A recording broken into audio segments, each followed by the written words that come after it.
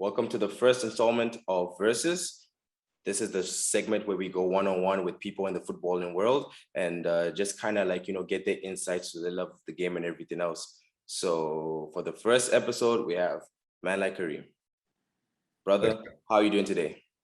Good. Thanks for having me on. That's no problem. That's no problem. So we're just gonna get right into it. Like, you know how we do at VARCheck. Mom, your host taps. We do a lot of waffling, a lot of topic in here, but we're just gonna get your insight in exactly how you fit in the footballing world and exactly what you're doing. But enough of me talking. Let's start.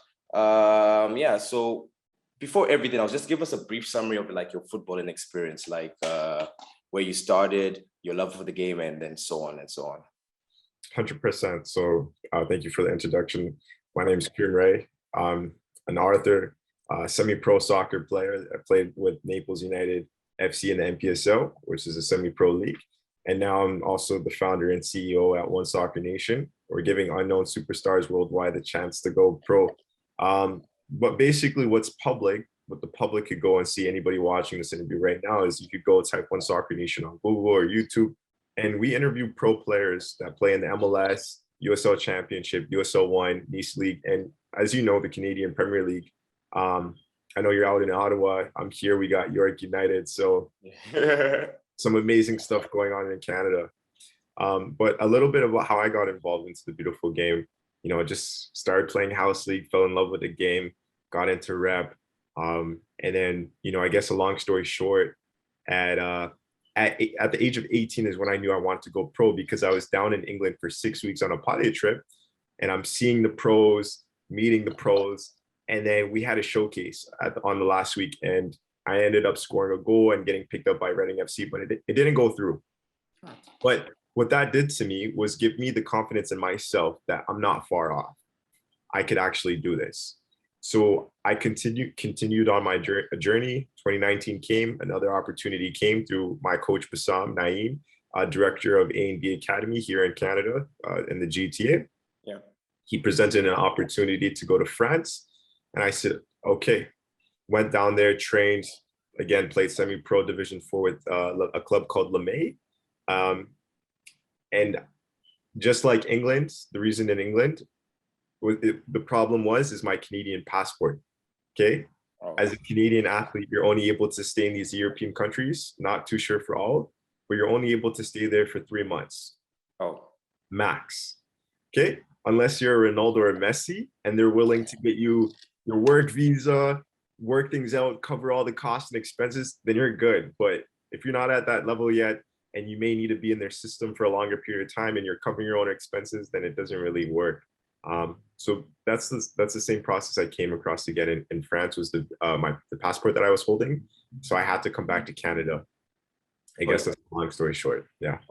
Because from me, especially when I came to Canada and everything else, football was not really the top of the list. Obviously from when I came, the women's team has always been popular, but the men's team has been now they're good. And it was always I didn't even know there was a Canadian Premier League. I would not even lie, until a few years ago. And then that's the thing for young guys, especially 19, at your age, if you just even had that one local club, which right now with York, with Valor, with Atletico and everything else, you would have been there would have been opportunities for you, but you had to go especially there, and then at your own expense. At your own expense becomes expensive, So that's just but it was, as you said, that sounded like it was a very good experience, and it pushed you to do this. And now you're out here, an author, example. So just moving straight on, talk to us about your book. I Want to Be a Professional Footballer, because I believe you wrote it when you were 18 and published it when 19 or 18, 19. I think you published it when you were 19. So just tell us more about it. 100%. Yeah, you before we dive into the book, you mentioned a great point. It does get expensive, especially if you don't have clubs or backing you and covering these costs for expenses. That comes with interest, of you being interested. But as you mentioned, I didn't have, and for other players born in the 2000s, we didn't have the local clubs that we have now in the CPL. For example, like York United here in the GTA, or Forge FC, which is close to us in Hamilton, close to Toronto. So as you mentioned, I had to go outside to Europe, to find these opportunities. And you know, being an outsider, it's not easy, and not being in environments that you don't know about and know how to maneuver. So a great point right there that you mentioned. And then if I never went on those trips to Europe, I wouldn't have the experiences that I have. And with saying that, that's why I wrote the book, is to share all my experiences, pitfalls, and success into one book that could be duplicated. A book copy could be duplicated a million times and shared with many players, millions of players around the world. So that's the reason of the creation of the book. It's called "I Want to Become a Professional Soccer Player." It's the ultimate guide for a soccer player to go pro. And as you mentioned, I wrote it at 18 years old, which was probably one of the hardest things that I did at that time in my life. And as you can imagine, I honestly, bro, I didn't know I could write a book, you know? My, Yeah. my mentor said, you know, Kareem, why don't you write a book? And I was like, is that possible? Can I do that? And he's like, yeah. He sent me a video of how to write a book, and I followed the process. And at 18 years old, it was hard. You know, your mind's all over the place. You're in school. I was in Yeah. school playing soccer, so on and so forth. But I was able to do it, and then finally gain the confidence to publish it at 19 on Amazon. It's print on demand, so anybody can order a copy. If you're here in Canada, US, anywhere around the world, you can order a copy, one or two, whatever the case may be, and they'll ship it to you. Yeah, 100%. Because when I me reading the book as well, because just tuning in and everything else, it made some good points. Because at some periods of time, it's like for people who are not the fastest, not the strongest, maybe not this technical, nothing stands out really, but you're a good player. It's just like it gets disheartening at a point. So you just need maybe just that little experience, or just someone else to say this is how it worked out for me, and then that might just help you push forward. So hey guys, if you really want to kick ball, guys, it's on Amazon. Just go ahead and get it. It's a good read. Trust me, guys, I do read books. It is a good read. So guys, go ahead, get your copy, and if you want to be a baller, that's going to give you the steps, but yeah, writing it at 18 and publishing it at 19, that's crazy. Yeah, it's That's hard. crazy. That's crazy. It was Oh hard no. work. It was hard work. And yeah, on Amazon, you could just type in my name, Kareem Rae, Kareem, space Rae, and the book will pop up. Yeah. And everything, and you guys know what, we'll have the link in the description, because I actually have to get better on the YouTube terms. Link in the description. Trust me, guys. Guys, also take some time with me. We'll get in there, but the link will be in the description for the book. Guys, trust me, get your copy. It's a very good read. Okay, so now that we just talked about that, let's talk about your footballing style. So you're a defender. So tell us who your football heroes and what type of style you are. Because now when it comes, especially with you would say I'm a defender, people be like, okay, are you overlapping wing back? Are you a ball playing defender? You're just oh, I just stop the attackers. That's what I am. So just describe your kind of gameplay and everything. For sure. Yeah. So I've always played, right back or right wing. I also attack as well. I was fast, as you can imagine, rapid. Down the wing. My favorite footballer at the moment is Mohamed Salah, that plays for Liverpool FC, simply because he's full Egyptian. I'm half Egyptian on my mom's side. So for those reasons, and then my playing style was always aggressive. Win the ball at all costs. Communication's key, and play with confidence, and most importantly have fun. That's how I always went about playing the game. But most importantly, when I had my semi-pro experience at Naples United FC in the NPSL League in Florida, Naples, what I started to figure out is, it becomes more than just playing the game. It becomes a job. And when it's a job, you have to generate results. You have to make sure that you win. Winning becomes more serious, and there's consequences with not winning. And all these different components that if you don't tap into the space room, you're not aware of or experience at all.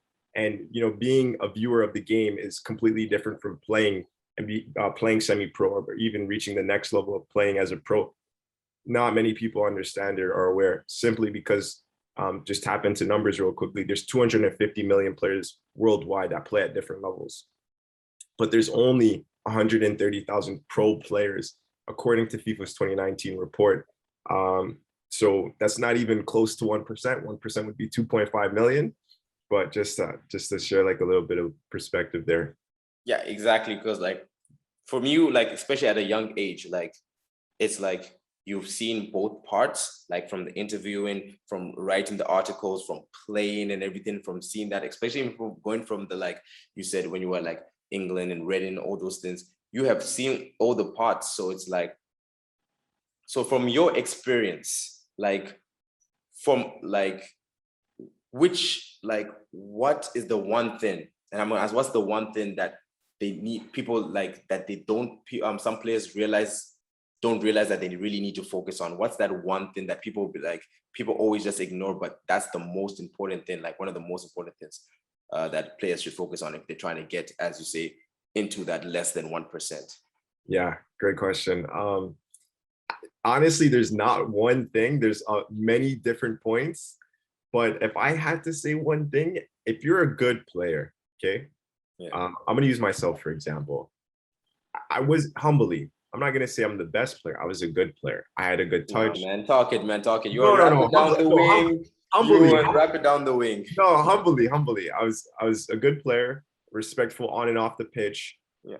Had good communication with teammates, coaches, staff, so on and so forth. Sorry, I lost my train of thought. Yeah, I tend to do that a lot to people. What was the question again? Sorry.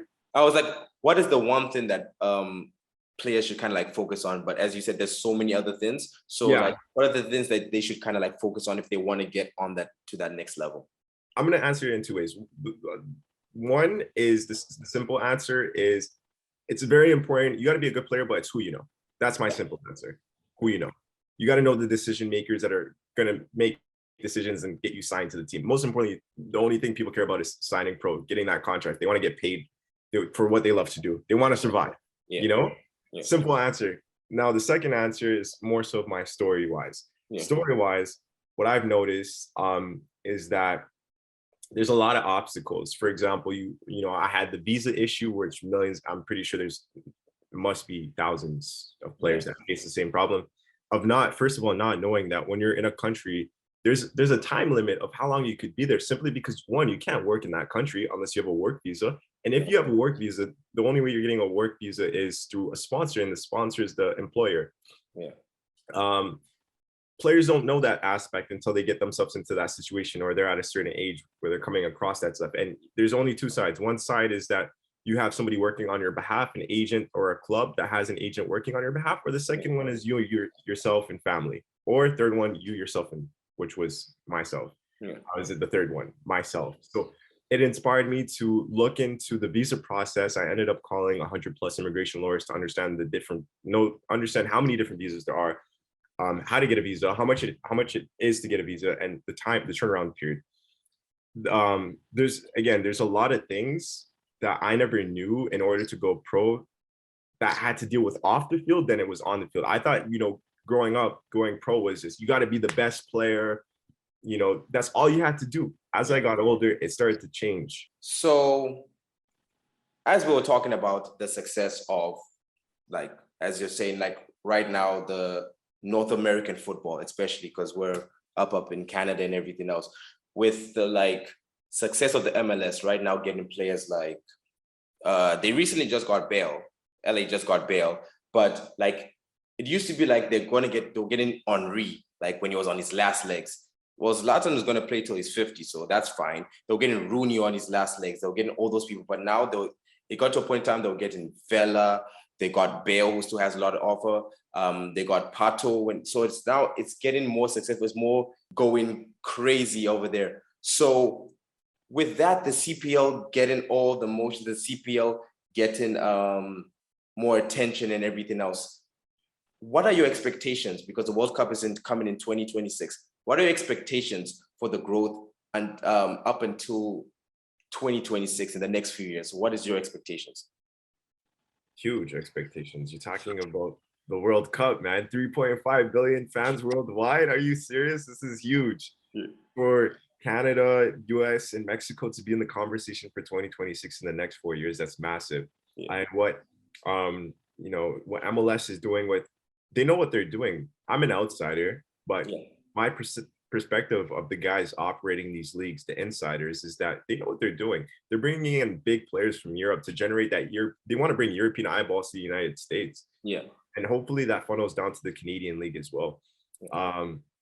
With saying that, I think it's a great move, a great play that they're doing. Again, and I'm an outsider looking in. Yeah.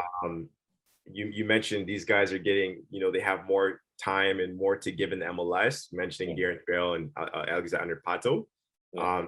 I think it's massive. And what I've watched a couple of interviews around this, why they're doing it. That's why I have a decent understanding of it. But it's just huge, especially the deal that MLS has with Apple now, a $2.5 billion deal. Yeah. Broadcasting this is insane. And I'm very excited because what we're doing at One Soccer Nation, we plan to be a part of this growth as well in the beautiful game. Talking about the CPL, they came in 2019 and then 2020 COVID. Oh, it was tough. It was tough.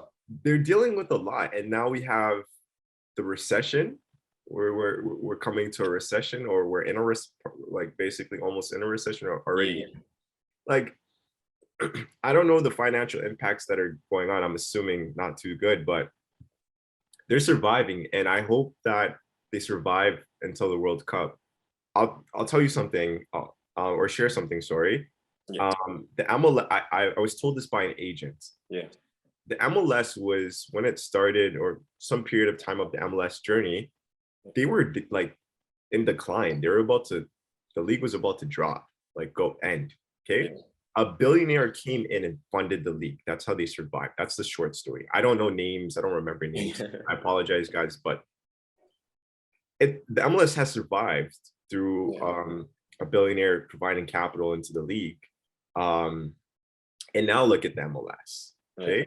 Yeah. So I think we're at a point where people or accredited investors see the ROI or the benefits of a soccer franchise or the soccer world, and how impactful it is. And there's no business like the soccer business. Or 100%, because even when for example, when Atletico Madrid came and they made the partnership with Atletico Ottawa now, which used to be Fury. Yeah. Also, yeah. It was just kind of like, I was like, oh wait. Then I kind of started taking notice. And then when you look at it, to be honest, all the CPL needs is more fans coming in. And as you saw with the Abzi transfer, with I forgot who it was, who just went to Calvary, from Calvary to the Scottish Premier League to St. Mirren, I think. That's going to provide the teams with more funding so that they can play some of the better players still in the league. For York, they have Ferrari.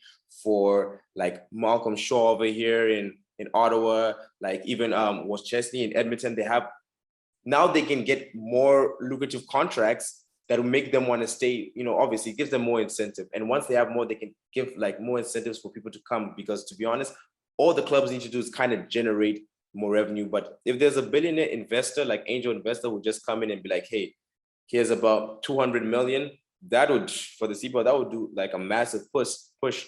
And to be honest, with the setups and everything is going, I just think, as you said, it's just huge expectations and generating coming towards the World Cup. People will be like, oh, I need to kind of tune in. You know why? Because the World Cup is the World Cup, guys. Everybody loves the World Cup. Even if you don't know football, you love the World Cup. No, soccer, you love the World Cup. You'll be like, why not? And if it's happening in your own backyard, you're going to be like, you know what? It's happening in Toronto and this is Vancouver and everything. But you know what? Let me just go to the local CPL game, just see what it is. And then you never know. You find your favorite player in that game. Then you get more into it. And then that's what is just going to happen. But as you said, bro, it's very, very exciting and everything else. And all the small parts is coming up. As you said, there's One Soccer. We have all the podcast channels coming up. We have small, I see football agencies and everything else. I see more local clubs just popping up everywhere and everything else. So that's the the best way to go about it, especially now that both of the Canadian teams, both and even the American teams as well, because the men's have been kind of slowing down for both the Canadian and the men's. But now that they're back in the World Cup and everything else, now it's kind of like it's the best time to kind of invest, because I would say when you look at Europe, even like me being from Zimbabwe, you look at the African, we still have like all the leagues are in a certain place. It's just it's missing the small factors. And most of the other places is in Europe is corruption. In Africa, it's once again lack of attendance. But over here, it's also lack of attendance. So once you solve that, which is very quite easy, it's like as you said, it's just gonna keep blowing up. And One Soccer, you guys are very much a part of it. You guys do wonderful work. Once again, I'm going to leave the information in the bio as well. You guys go check them out as well. And so for the last question for this interview, I just have to ask, what do you think that like the local person can do, like just to get involved with the local team, just to help push the game forward, especially up in this continent? What do you think the layman person should do or could do? You know, what I would say is, look, you guys, we got 4 years to prepare for the World Cup.